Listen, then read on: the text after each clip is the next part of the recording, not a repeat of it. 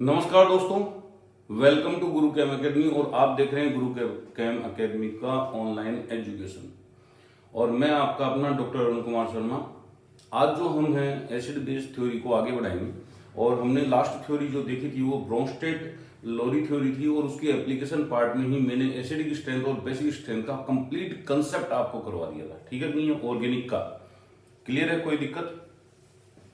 उसमें I think सारी चीजें समझ में आई होगी उस वीडियो में आपको। और अब जो है नेक्स्ट एप्लीकेशन अपन को देखनी है ब्रोंस्टेड लोरी थ्योरी की। ठीक है, एसिड बेस के जितने भी वीडियो हैं, 5 वीडियो हैं अब तक, 5 ये 6 नंबर वीडियो है या 7 नंबर वीडियो, सारे जो है लिंक आपको डिस्क्रिप्शन बॉक्स में मिल जाएंगे। एक साथ आप वहां जाके देख सकते हैं। ठीक है नहीं है? और सबसे इम्पोर्टेंट, चैनल को लाइक कीजिए, आप सब्सक्राइब कीजिए और वो बेल आइकन भी प्रेस कीजिए और शेयर भी कीजिए आप, है ना, ताकि ये जो इन्फॉर्मेशन है, यूनिक इन्फॉर्मेशन, वो सभी तक पहुंचे। तो देखो, पहली चीज अपन ने देख ली थी, नंबर 1, वो देखी थी relative acidic and basic strength. ये अपन चेक कर चुके थे। ठीक है नहीं है? दूसरी अपन ने देखी थी रिलेटिव स्टेबिलिटी।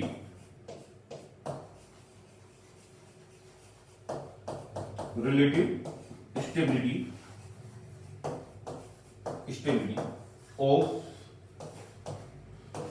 Conjugate base. ठीक है, और साथ में देखा था relative stability of conjugate base and conjugate acid, conjugated acid. ये साइटोप्रोटोनेशन में अपन ने देखा था। ठीक है नहीं है? अब जो है अपन को तीसरी एप्लीकेशन इसमें देखनी है, वो कौन सी है? वो है रिलेटिव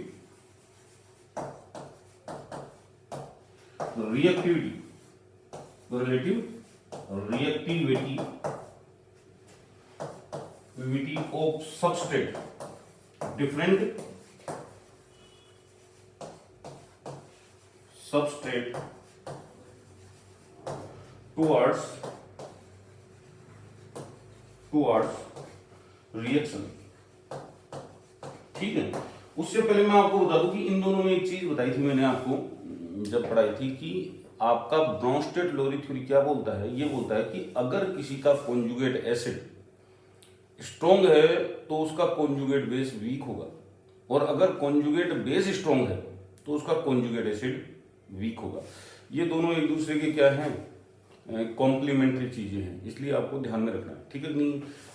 अब हम इस तीसरे फैक्टर की बात करेंगे, जो तीसरा इंपॉर्टेंट एप्लीकेशन है, इसकी बात करेंगे, क्योंकि बहुत सारे बच्चों को इसमें दिक्कत आती है। क्यों आती है ये मेरे को समझ में नहीं है, लेकिन बिल्कुल सीधा सीधा एसिड बेस थ्योरी से जुड़ा हुआ है। जैसे मान लो कि अपने पास 2 रिएक्शन है। कौन कौन सी रिएक्शन है? एक तो न्यूक्लियोफिलिक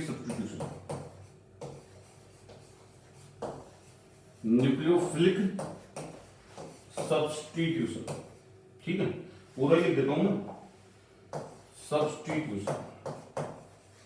ठीक है, और एक रिएक्शन है अपने पास एलिमिनेशन रिएक्शन।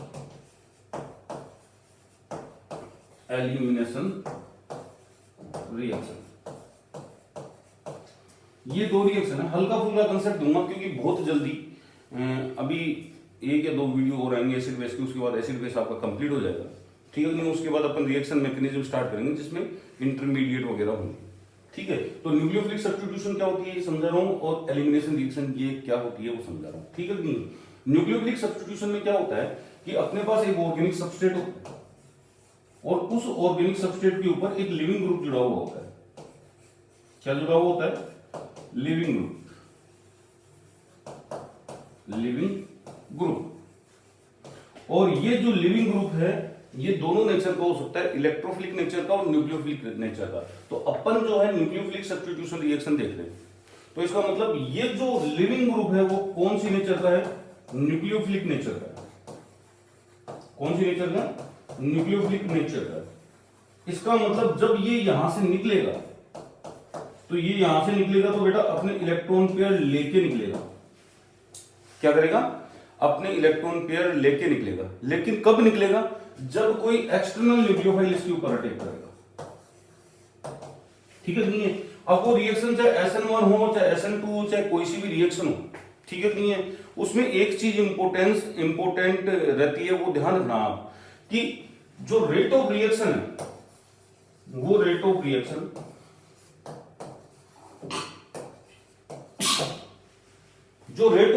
है वो कहीं ना कहीं इस बॉन्ड की स्ट्रेंथ पर डिपेंड करती है। ठीक है नहीं है? और इस बॉन्ड की स्ट्रेंथ अगर कम है तो रेट ऑफ रिएक्शन ज्यादा होगी, क्योंकि इजीली टूट गया, न्यूक्लियोफाइल को मेहनत नहीं करनी पड़ी, न्यूक्लियोफाइल आके अटैच हो जाएगा। जितनी जल्दी ये बॉन्ड टूटेगा उतनी तेज आपकी रेट ऑफ रिएक्शन होगी, उतनी जल्दी आपका न्यूक्लियोफाइल अटैच होगा। ठीक है नहीं? यानी कि रिएक्शन कंप्लीट होगी। तो तेजी से रिएक्शन कंप्लीट होने का मतलब रेट ऑफ रिएक्शन आपकी ज्यादा है। बिल्कुल सीधा सा फैक्ट है, ज्यादा घुमाने की जरूरत नहीं है। लोग आप रटाते हैं, अपन रटाते नहीं है। देखो आप देख लो, तो इसकी बॉन्ड स्ट्रेंथ किसके हाथ में है? Leaving group ability of leaving group किसके हाथ में है? Leaving group ability of leaving group, यानी लिविंग ग्रुप के हाथ में। तो अपन बोलेंगे rate of reaction is proportional to leaving group ability, leaving group ability of leaving group. अगर लिविंग ग्रुप की यहां से निकलने की एबिलिटी ज्यादा है तो इसकी बॉन्ड स्ट्रेंथ कम होगी, रेट ऑफ रिएक्शन ज्यादा होगी। तो हमें यही सीखना है कि what is the living group ability. Leaving group ability क्या होती है, उसका ऑर्डर अपन कैसे देखते हैं। ठीक है नहीं है? तो आपने देखा होगा, समझने की कोशिश करना, आपने देखा होगा देखो इधर आपका एल्किल फ्लोराइड है, एल्किल क्लोराइड है, एल्किल ब्रोमाइड है, एल्किल आयोडाइड है। अब मैं ये कह रहा हूं कि इनमें से रेट ऑफ रिएक्शन किसकी ज्यादा होगी? न्यूक्लियोफिलिक सब्स्टिट्यूशन रिएक्शन की होगी। समझ में आई बात मैं क्या कहना चाह रहा हूं? ठीक है नहीं है? एक को ले लेते हैं अपन एग्जांपल, सारे डिस्कस करेंगे अपन। जैसे आपका एक तो एमाइड है, क्या है? एमाइड है। एक आपका एस्टर है,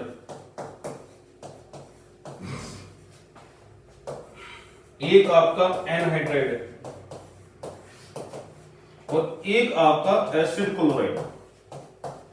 ये addition elimination type nucleophilic substitution reaction देते हैं, यानी कि पहले न्यूक्लियोफाइल का एडिशन होएगा, देन आफ्टर एलिमिनेशन होएगा लिविंग ग्रुप का। तो यहां पे लिविंग ग्रुप आप देख पा रहे हो अपने पास, ये लिविंग ग्रुप है और इसमें लिविंग ग्रुप है।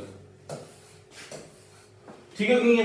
तो इनकी रिएक्टिविटी का ऑर्डर क्या होगा, ये कैसे डिसाइड करेंगे? ये सब कौन बताएगा आपको? ब्रोंस्टेड-लोरी थ्योरी बताएगी। कैसे बताएगी अभी चर्चा करते हैं। पहले एलिमिनेशन रिएक्शन को और सीख लेते हैं अपन की एलिमिनेशन रिएक्शन क्या होती है। तो एलिमिनेशन रिएक्शन में बहुत सिंपल सी कहानी है, ज्यादा अपन नहीं करेंगे इसमें। एलिमिनेशन में रिएक्शन में क्या होता है कि कोई भी एक लिविंग ग्रुप, ठीक है नहीं है, तो अपने पास दो लिविंग ग्रुप होंगे यहां पे, एक्चुअली क्या होंगे? दो लिविंग ग्रुप। ठीक है नहीं है? क्योंकि एलिमिनेशन रिएक्शन है और एलिमिनेशन रिएक्शन एडिशन रिएक्शन की अपोजिट मानी गई है। तो एक लिविंग ग्रुप क्या है कि अपने इलेक्ट्रॉन रिमूव करता है, यानी कि ये एज इलेक्ट्रोफाइल रिमूव होगा, है ना? As electrophile remove. और ये क्या होगा? अपने इलेक्ट्रॉन पेयर लेके जाएगा यहां से। तो ये किस तरीके से रिमूव होगा? As nucleophile remove. अब मैं आपको बता दूं कि ज्यादातर जो होता है इलेक्ट्रोफिलिक लिविंग ग्रुप या तो H+ होता है या हेलोजन प्लस होता है। ठीक है? और ज्यादातर जो लिविंग ग्रुप है वो सा क्या होने को तो, लेकिन X- होते हैं ज्यादातर लिविंग ग्रुप। OTS हो सकता है, OBS हो सकता है, OMS हो सकता है। ये कुछ लिविंग ग्रुप है जो आपको हो सकते हैं। N2+ हो सकता है लिविंग ग्रुप के रूप में। समझ में आई बात? हाँ, तो इन्हीं की लिविंग ग्रुप एबिलिटी की चर्चा अपन को करनी है। ठीक है? उसके बाद क्या होगा? अब मेरे को एक चीज बताओ आप, इस रिएक्शन में भी रेट ऑफ रिएक्शन किसके ऊपर डिपेंड कर रही है? कहीं ना कहीं इनकी बॉन्ड स्ट्रेंथ के ऊपर डिपेंड कर रही है कि ये बॉन्ड जितनी जल्दी टूटेंगे उतनी जल्दी नया बॉन्ड बनेगा और रेट ऑफ रिएक्शन क्या होगी? फास्ट होगी। तो हमें पूरी तरह किसके ऊपर फोकस करना है? लिविंग ग्रुप एबिलिटी के ऊपर फोकस करना है कि लिविंग ग्रुप की एबिलिटी कैसे डिटरमाइन करते हैं। ठीक है नहीं है? तो सुनो, ढंग से समझने की कोशिश करना। अपन क्या बोलते हैं? अपन बोलते हैं weak base are good leaving group. देखो स्टेटमेंट है, ढंग से लिख लेना। क्या बोला है मैंने? Weak base are good leaving group. अभी समझाऊंगा मैं। जो वीक बेस होते हैं वो अच्छे लिविंग ग्रुप होते हैं, यानी कि उनकी लिविंग ग्रुप एबिलिटी ज्यादा होती है। ठीक है। अब वीक बेस कौन होता है? वीक बेस वो होता है जिसका कॉन्जुगेट एसिड स्ट्रॉन्ग होता है। और कॉन्जुगेट एसिड किसका स्ट्रॉन्ग होता है? जिसका कॉन्जुगेट बेस स्टेबल होता है। तो अपन क्या बोलेंगे यहां पे? वीक बेस का मतलब हो गया कि ये जो है कॉन्जुगेट बेस है, किसकी तरह है? As conjugate base. किसकी तरह है ये? और इसका मोर स्टेबल या हाईली स्टेबल होना जरूरी है। क्या होना जरूरी है बेटा? हाईली स्टेबल होना जरूरी है। अगर किसी का कॉन्जुगेट बेस जितना ज्यादा स्टेबल होगा वो उतना ही ज्यादा वीक बेस होगा और वो उतना ही अच्छा लिविंग ग्रुप होगा। इसको कैसे देखा अपन ने? अब तक पढ़ा है उस हिसाब से ही चलना है आपको। एरियो रूट में आपको मैंने कॉन्जुगेट बेस की स्टेबिलिटी देखना सिखाई थी एरियो रूट में। ठीक है नहीं है? तो जो कॉन्जुगेट बेस जितना ज्यादा स्टेबल होगा वो उतना ही वीक बेस होगा और अच्छा लिविंग ग्रुप होगा। ठीक है नहीं है? अब यहां पे अपन पहले इसकी बात कर लेते हैं एल्किल हैलाइड की। ठीक है नहीं है? तो एल्किल हैलाइड में अपने पास लिविंग ग्रुप निकल के आए, F माइनस निकल के आया है, Cl माइनस निकल के आया है, Br माइनस निकल के आया है और I माइनस निकल के आया है। आपको मैंने बताया था एरियो का A। तो एटॉमिक लेवल के हिसाब से यहां पे इलेक्ट्रॉन नेगेटिविटी में ज्यादा डिफरेंस नहीं है। तो डिफरेंस किस चीज का है? साइज का डिफरेंस है। तो साइज में अपन ने बात की थी चार्ज डेंसिटी डिस्पर्सन की, कि जहां पे चार्ज डेंसिटी डिस्पर्सन ज्यादा होगा वो स्टेबल होगा, यानी कि चार्ज डेंसिटी फैली हुई रहनी चाहिए। और चार्ज डेंसिटी कहां फैली हुई रहती है या डिस्पर्स कहां रहती है? जहां पे साइज बड़ी होती है। इनमें से किसकी साइज बड़ी है? इसकी साइज बड़ी है। आयोडीन की साइज बड़ी है, I माइनस की साइज बड़ी है। तो इसका मतलब कॉन्जुगेट बेस की स्टेबिलिटी क्या होगी? कॉन्जुगेट बेस की स्टेबिलिटी ये क्या है? Stability of conjugate base. ठीक है नहीं है?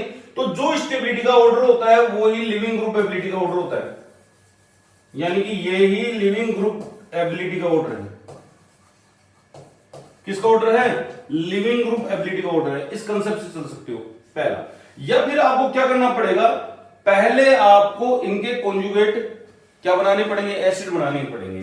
तो एसिडिक स्ट्रेंथ तो क्या है अपन ने रख ली है भाई। स्टेबिलिटी गई आपकी कुएं में। अपन ने तो क्या है कि ट्रेडिंग फॉलो कर रखा है, उसी हिसाब से चलेंगे अपन। तो जो ट्रेड आपने फॉलो कर रखा है, किसी ने पढ़ाया आपने फॉलो कर लिया, ठीक है। एरियो रूट गया तेल लेने के लिए। लेकिन अपन को क्या करना है बेटा? यहां पे ये वाला जो कंसेप्ट अपन ले रहे हैं, ये कंसेप्ट आपका पुराना हो चुका है। आजकल जो कंसेप्ट चल रहा है अभी ये चल रहा है कि आपको ये ध्यान रखना है कि वीक बेस जो है वो कॉन्जुगेट बेस है, वो हाई जितना स्टेबल होगा उसकी उतनी ही लिविंग ग्रुप एबिलिटी होगी। ये नया ट्रेंड है, इसको इस तरीके से आपको याद रखना है। और कॉन्जुगेट बेस की स्टेबिलिटी के लिए सबसे बेस्ट रूट क्या माना गया है? एरियो रूट माना गया है। इसके ऊपर चलना है आपको। क्या माना गया है? एरियो रूट माना गया है। इसमें कभी भी कहीं भी गलती होने की गुंजाइश नहीं है। जिसने एरियो का वीडियो नहीं देखा है वो जरूर जाके देख लेना, वहां पे बहुत बढ़िया तरीके से समझाया हुआ है। ठीक है नहीं है? चले भाई। तो भैया आपने क्या लिखा? कॉन्जुगेट एसिड लिख लिया और कॉन्जुगेट एसिड से ये कर लिया। तो ये क्या हो गया? Strong acid. और ये क्या हो गया? Weak base. तो अपन ने क्या कहा? Weak base are good leaving group. बिल्कुल, लिविंग ग्रुप एबिलिटीज की सबसे ज्यादा देख इस प्रकार से निकालते हैं। तो इसका मतलब ये हो गया कि एशन रिएक्शन और एलिमिनेशन रिएक्शन की ओर, एलिमिनेशन रिएक्शन की और एल्किल हैलाइड की रिएक्टिविटी का ऑर्डर यही चलेगा जो लिविंग ग्रुप एबिलिटी का ऑर्डर होता है, जो लिविंग ग्रुप एबिलिटी का ऑर्डर होता है यही चलेगा। ठीक है कि नहीं है? तो यहां पे बहुत सारी रिएक्शन आती है, जैसे SN1 आ गई आपकी, SN2 आ गई, E1 आ गई, E2 आ गई, इन सब में यही ऑर्डर फॉलो होता है 4 रिएक्शनों में। ठीक है, कर लोगे आराम से। ठीक है नहीं? और छोटी मोटी जो एग्जाम होती है, छोटे मोटे लेवल पे एग्जाम होती है, उनमें तो ये ऑर्डर पूछा ही जाता है, आए दिन पूछा जाता है। ठीक है नहीं है? चले आगे। अब बात करते हैं अपन किसकी, अपन बात करेंगे इन 3 कंपाउंड, 4 कंपाउंड्स की। तो अपने पास देखो लिविंग ग्रुप कौन कौन से, एक बार चेक कर लो। ठीक है भाई, तो लिविंग ग्रुप लेके आता हूं मैं। सबसे पहले अपने पास लिविंग ग्रुप आया NH2 माइनस, दूसरा आया OC2H5 माइनस, तीसरा आया आपका AC, इसको खोल के लिख देता हूं मैं, है ना, ACO माइनस, यानी कि ये वाला है, ये वाला है। और तीसरा और लास्ट, चौथा और लास्ट लिविंग ग्रुप ये है। तो सबसे पहले अपन एटॉमिक लेवल चेक करेंगे एरियो के हिसाब से।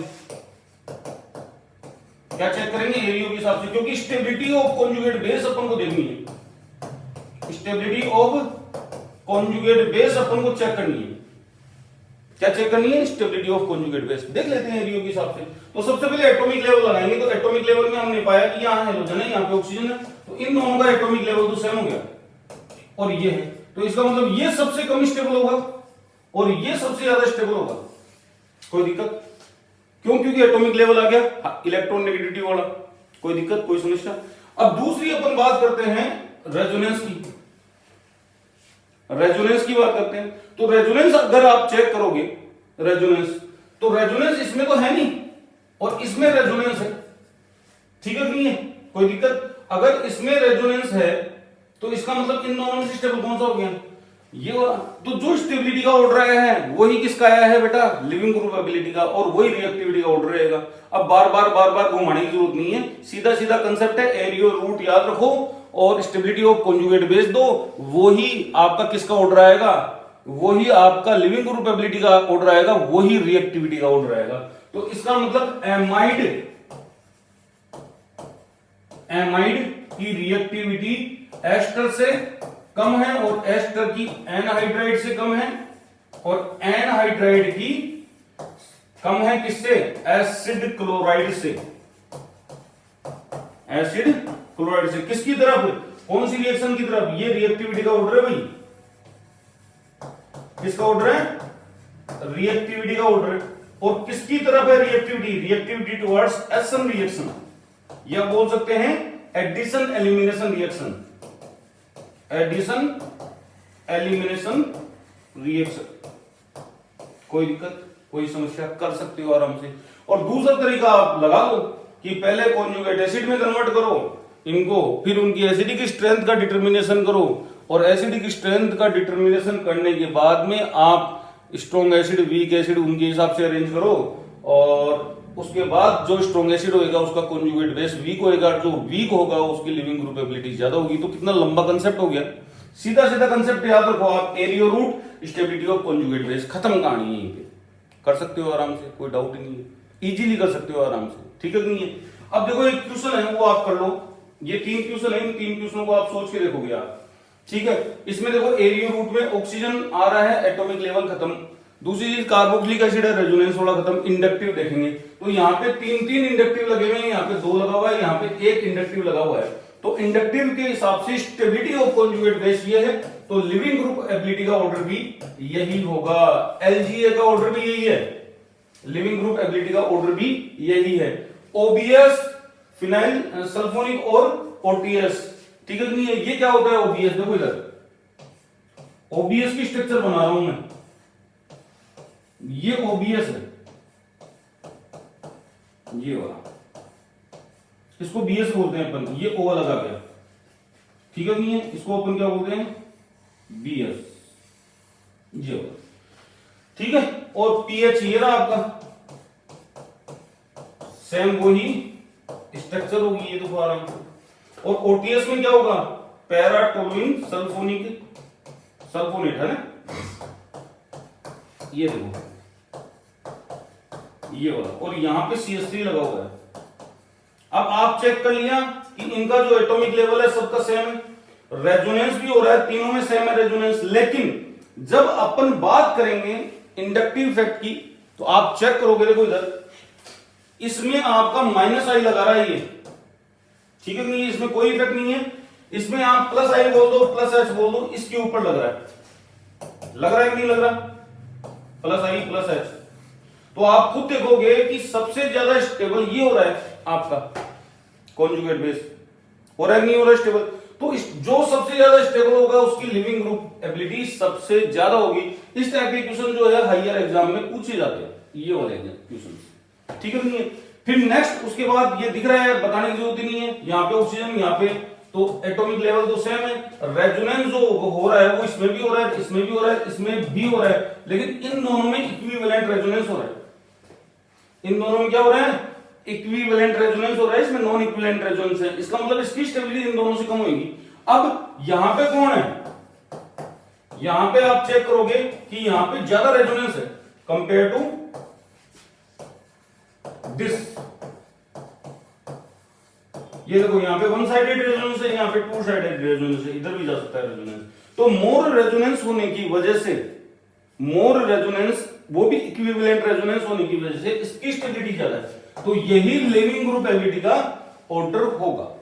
देखो बिल्कुल सिंपल है, ज्यादा मैं रामायण बता रहा नहीं हूं आपको। पहले कॉन्जुगेट एसिड में नहीं कन्वर्ट करना है, कुछ भी नहीं करना, फिर उनकी एसिडिक स्ट्रेंथ का डिटर्मिनेशन करो, फिर वापस इसके ऊपर जाओ, थोड़ा लंबा हो गया ना रूट। ये शॉर्टकट बताया है, एरियो को पकड़ के रखो, सिंगल क्वेश्चन भी गलत नहीं होने देगा आपके। बस कंसेप्ट का ध्यान रखना कि स्टेबिलिटी ऑफ कॉन्जुगेट बेस जिसकी ज्यादा होगी उसकी लिविंग ग्रुप एबिलिटी भी ज्यादा होगी। कोई दिक्कत, कोई समस्या हो गया ये वाला। नेक्स्ट जो है अपन चलेंगे पीरियोडिक वेरिएशन ऑफ एसिड के ऊपर, ठीक है नहीं है, बहुत ही बढ़िया है ये। और देखेंगे कि किस हिसाब से ये, हालांकि इसका थोड़ा बहुत नॉलेज मैंने दे दिया था आपको। देखो इधर पहला है नेचर ऑफ हाइड्राइड। आपको पता है इधर से इधर चलने पर इलेक्ट्रोनेगेटिविटी फैक्टर डोमिनेट होती है, और इधर से इधर चलने पर यानी कि डाउन द ग्रुप चलने पर आपका साइज फैक्टर डोमिनेट होता है। कौन सा होता है, साइज फैक्टर डोमिनेट होता है। और एसिडिक स्ट्रेंथ जो है हाइड्राइड की वो इंक्रीज होती है। एसिडिक स्ट्रेंथ जो है हाइड्राइड की वो क्या होगी, इंक्रीज होगी। और यहां पे भी एसिडिक स्ट्रेंथ जो होगी हाइड्राइड की वो इंक्रीज होगी, क्योंकि ये एरियो की ए से जुड़ा हुआ है। समझ में आ गई बात? तो आराम से कर सकते हो हाइड्राइड की आप एसिडिक स्ट्रेंथ का डिटरमिनेशन कर सकते हो। नेक्स्ट जो है वो है नेचर ऑफ हाइड्रोक्साइड।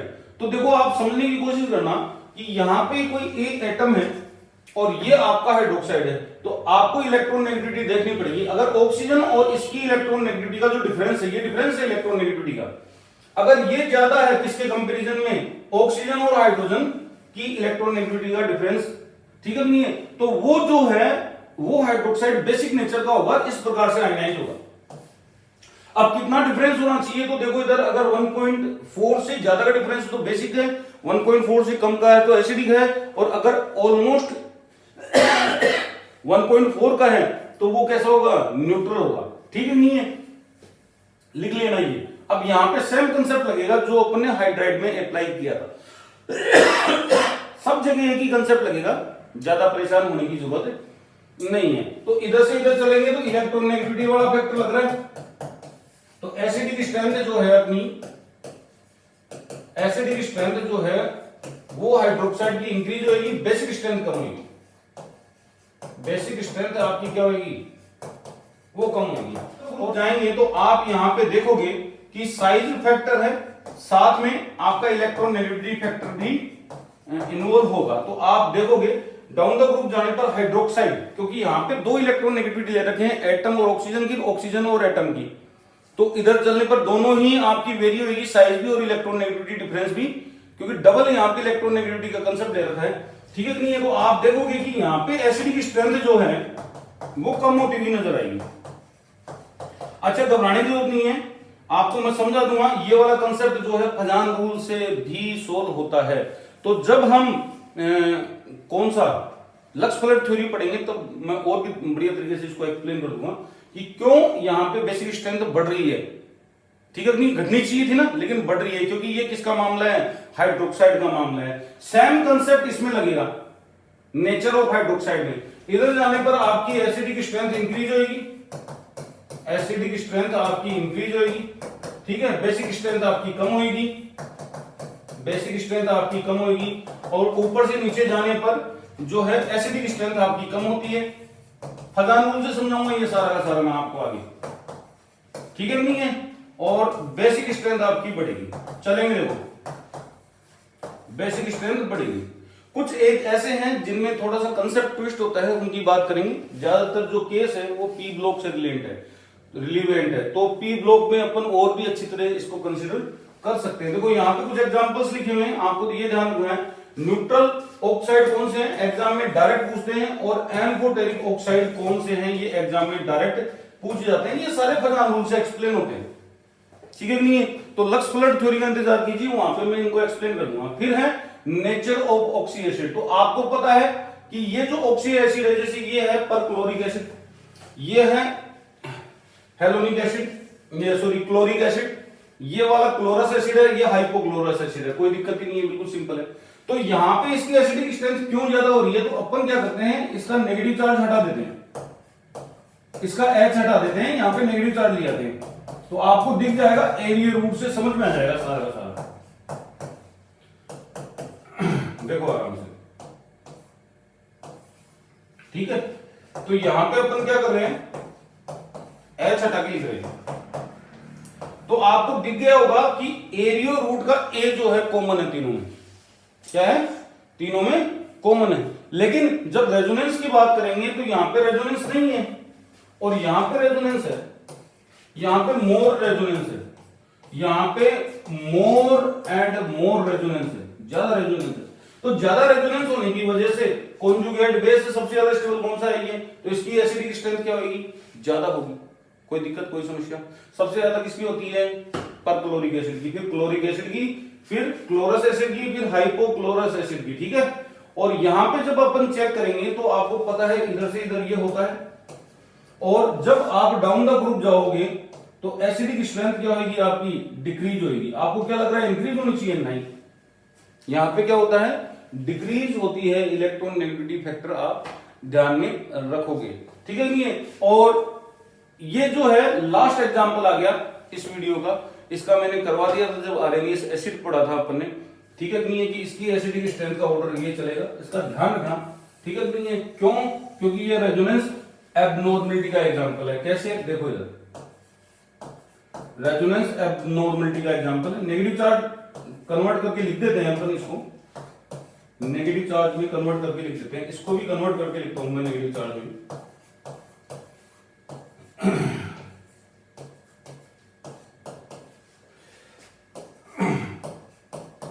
एरियो का आपका एक कॉमन है, यहां पे आप देख रहे हो ऑक्सीजन पर नेगेटिव चार्ज है, तो एटॉमिक लेवल तो क्या है इनका, कॉमन है। उसके बाद अपन बात करें किसकी, रेजोनेंस की, तो ये रेजोनेंस भी आपका क्या हो रहा है, कॉमन है, बोले सर रेजोनेंस कॉमन है। लेकिन साथ में हमने देखा कि ये जो मेन रेजोनेंस हो रहा है, इसको कम करने के लिए थोड़े अदर रेजोनेंस हो रहे हैं, कोई मतलब बड़ी बात नहीं। ये देखो, ये रेजोनेंस इस रेजोनेंस को कम करेगा, यहाँ पे डबल रेजोनेंस क्या है, इनहिबिशन। तो एक्चुअल में इधर से इधर चल रहे हैं तो रेजोनेंस इनहिबिशन बढ़ रहा है, एक तरीके से रेजोनेंस इनहिबिशन बढ़ेगा। इस नेगेटिव चार्ज का जितना रेजोनेंस कम होगा उतनी स्टेबिलिटी कम होगी। तो सबसे ज्यादा कॉन्जुगेट बेस की स्टेबिलिटी किसकी होगी, इसकी होगी। तो एसिडिक स्ट्रेंथ का ऑर्डर भी यही रहेगा, ठीक है नहीं है। इस वीडियो में इतना ही है, नेक्स्ट वीडियो में लेके आऊंगा आपके लिए 3 थ्योरी एक साथ, Levi's acid base theory, solvent system, lux flood theory और यूसेनोविच थ्योरी, ठीक है नहीं है। और फिर लास्ट वीडियो में आपका रहेगा hard soft acid base theory. तो इंतजार कीजिए वीडियो का, तब तक के लिए नमस्कार, जय हिंद। और लाइक करते हुए जाना भैया, सब्सक्राइब कर जरूर करना, नए हैं जो, ठीक है नहीं है। एसिड बेस के अदर वीडियो आपको डिस्क्रिप्शन में मिल जाएंगे, और शेयर करो, सबसे इंपॉर्टेंट, ठीक है भाई। नमस्कार, जय हिंद, बाय बाय।